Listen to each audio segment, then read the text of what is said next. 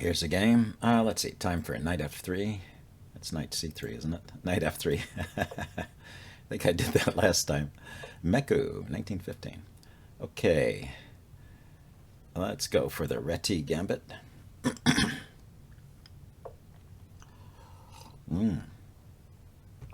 He pushes. Okay, that's the most principled way to play.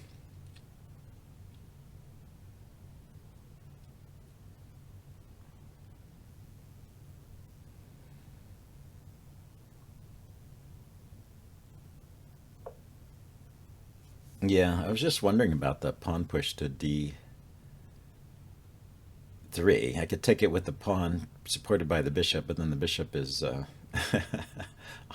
on this diagonal. If I move the bishop away, I can't even take back. Well, I can take, but then his queen comes here. It's kind of annoying.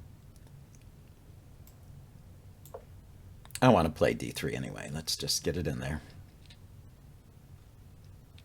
Looks like we'll be expanding on the queen side. Maybe play e3 at some point to undermine the center. Yeah, he can get that move in. That's true. So let's start the queen side expansion here. The knight is probably coming to d2, so I'll need a square over here for the bishop.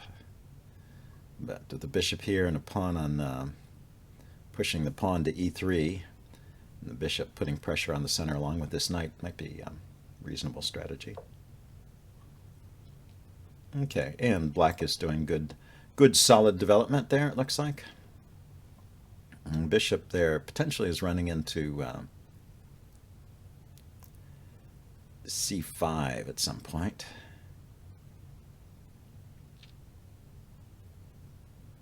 Only if he blocks the retreat, though. I think it's not worth playing that just to gain a tempo or anything. So here, do I want to play e3 first, or do I want to move the bishop and the knight out first? So e3 right now, he takes. I could take with the bishop.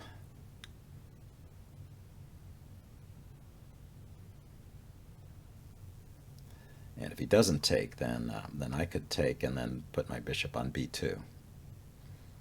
So I think I like e3 right away, I guess.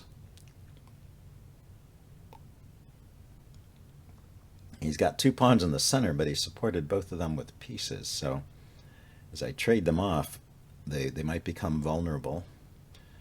For example, takes, bishop b2. I've already got two pieces attacking that d pawn. So he goes for the pin. Makes sense here. Let's take. If I take now, he'll take back with the knight. So let's kick the bishop. We gotta unpin.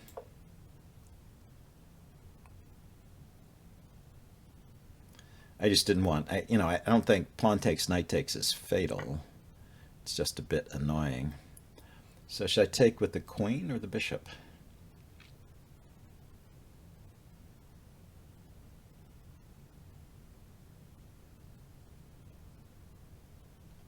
Let's get the queen out. Queen is maybe needed to defend the d pawn, but not yet.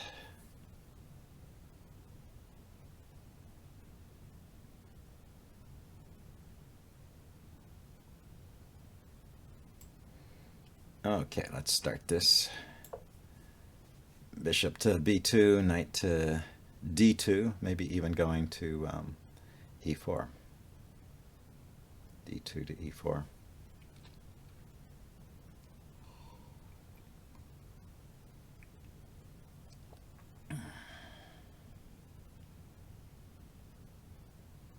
The bishop seems wrongly placed because it's blocking the queen. So when he takes, I can take back however I want.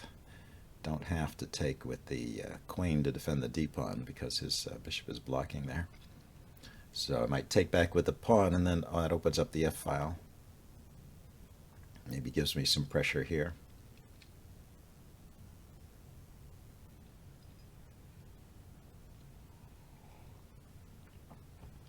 Okay, well, both sides are taking their time. Looks like doing well in the time management department, but you can't take too much time. You know, I could consider kicking that knight away and then taking. Maybe that's what he's thinking about. So yeah, if I go pawn to b5, where's the knight go? The knight will go to a5 perhaps. Looking at the b3 square, which is a bit annoying. Okay, he just plunges on. Okay, very exciting. Exciting chess. Okay, so I'm going to take that. What is the idea, though? Is he going to push the d-pawn?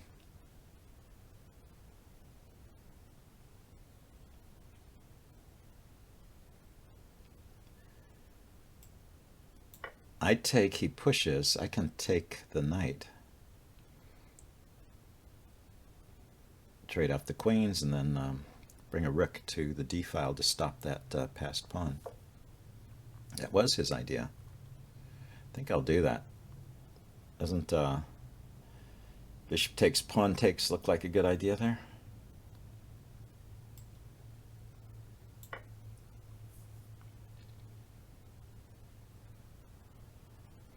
And my pawns are keeping his knight. Oh, his knight can hop into this square after the bishop is gone.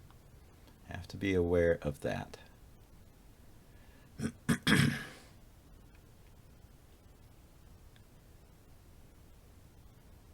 the knight goes there now, I take with the bishop. And yeah, so he takes with the pawn. So now I have to worry about knight to e4, right? Knight to e5. Knight e5 hits this pawn, protects this pawn, hits my queen.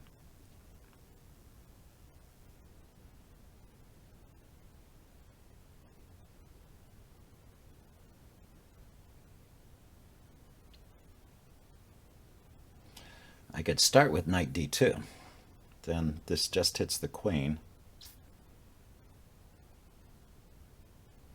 And I can drop my queen back or bring it forward depending on what looks like the right thing to do. Knight here, yeah.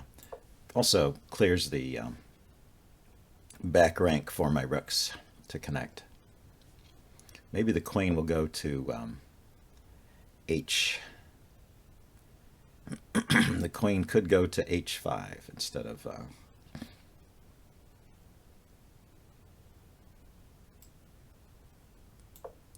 it does that with tempo, hitting this pawn. I assume he wants to protect it.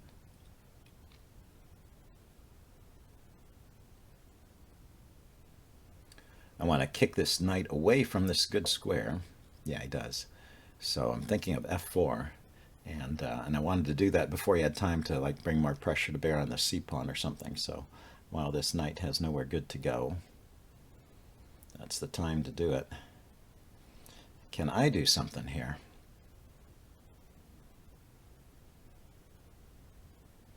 I mean, how do I gang up on that h-pawn? So I kick the knight away. I go knight f3, h4, f5 maybe.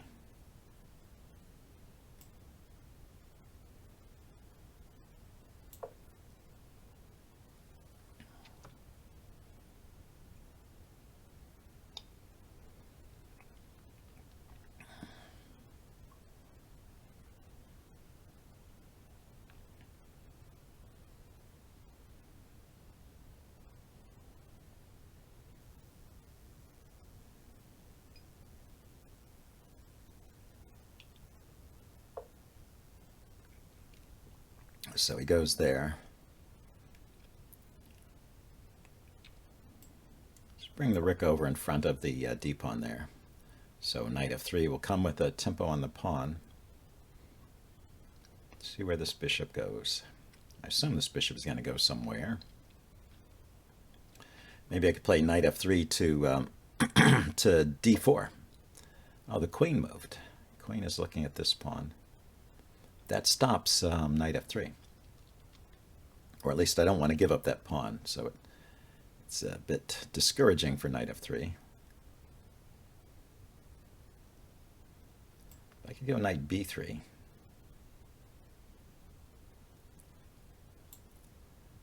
How about now? Maybe now is the time to play that move.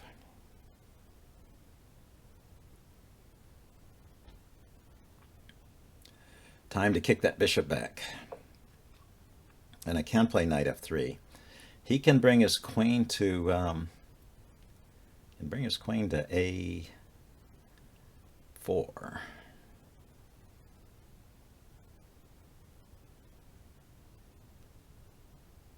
Knight f3, queen a4. I can take the pawn.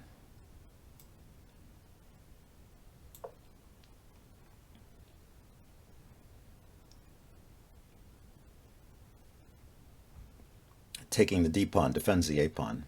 Ah, so he defends that way. Okay, so knight here. The queen is going to sneak in somehow, huh?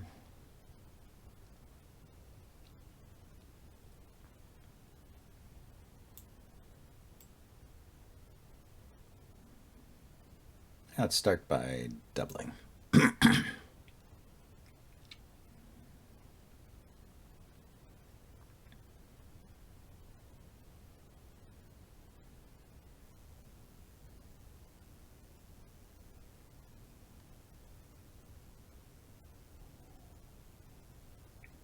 Yeah, so we've used about half our time. We're on move 21. That's an okay rate, I guess, just because we have the increment. That's a little slower than I would have liked. Okay, I'm going to play knight e4 first, and then double. Knight d4. I like knight d4 first, because I still have knight coming to f5 with a tempo on the h pawn here, and hitting the bishop.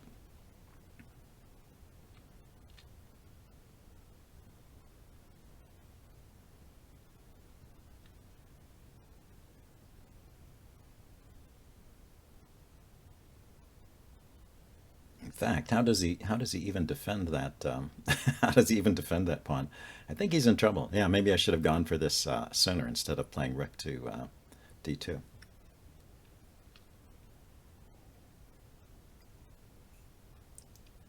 Looks like he's in trouble.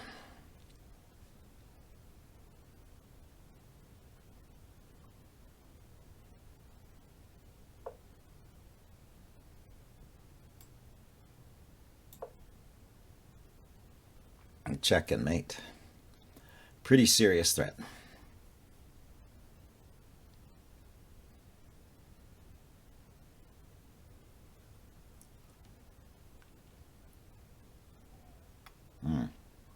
So definitely bringing the queen to h5 instead of retreating back to d1 was the right move in that position, it looks like. Well, we'll check it out with the chess engine. Maybe there was a flaw. Sometimes your queen gets exposed or under attack when it's out like this, but it seemed safe enough when I played it. And as far as the time usage, if you win the game in 23 moves, then it doesn't matter if you've taken a bit more time than you should have.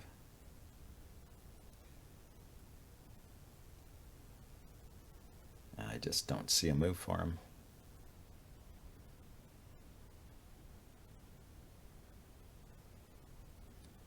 You can move the king to so that I don't take with check, but then what does he do after I take anyway?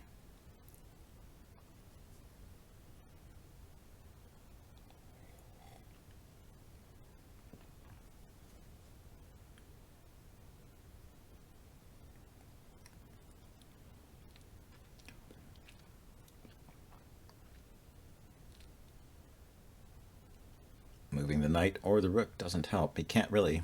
I mean, that square is the g7 square is the key square, and he can't protect it with the knight or the bishop. The pieces are in the way. He can move the rook out of the way, but then I check and take, and if he moves the rook to g8, then when I check, it's mate. So the g8 square is only escape square for his king, so he can't play rook g8 to protect g7. So I think it's curtains.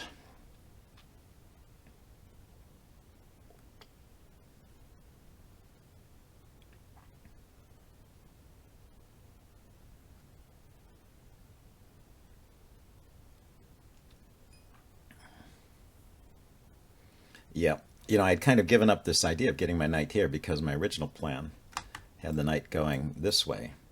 And when he put his knight on g6, it stopped the knight from coming to h4. But yeah, so he stopped. Yeah, I just had this alternate route of here to here to there. Anyway, nice game. I will upload this and check it out in the postmortem. See you guys later. Bye.